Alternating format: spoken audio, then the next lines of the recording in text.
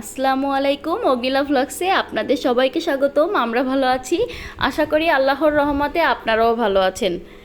আমাদের বাসার সন্ধ্যামালতী ফুলের সবাইকে শুভেচ্ছা। প্রচণ্ড গরম পড়েছে, তো এই গরমে ভাবছি যে একটু ফালুদা বানাই। তো চলে আসলাম ঝটপট ফালুদা বানাতে। তো আমি এখানে আগে থেকে জেলো তৈরি করে রেখেছিলাম 3 প্রকারের জেলো তৈরি করে রেখে আমার কিন্তু অলরেডি ফালুদা বানানো হয়ে গিয়েছে।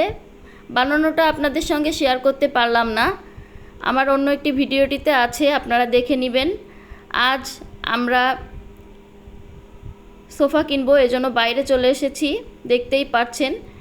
এখন আমরা সোফার শোরুমে এসেছি, একটু সোফা ঘুরে ঘুরে দেখছি। তো আমাদের রুমের যেরকম শেপ সেই হিসাবে আমরা চাচ্ছি একটা সোফা কিনতে।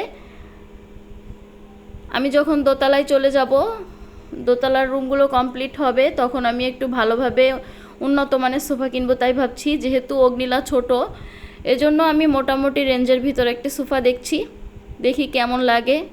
অগ্নিলা বসে বসে দেখছে কেমন লাগে।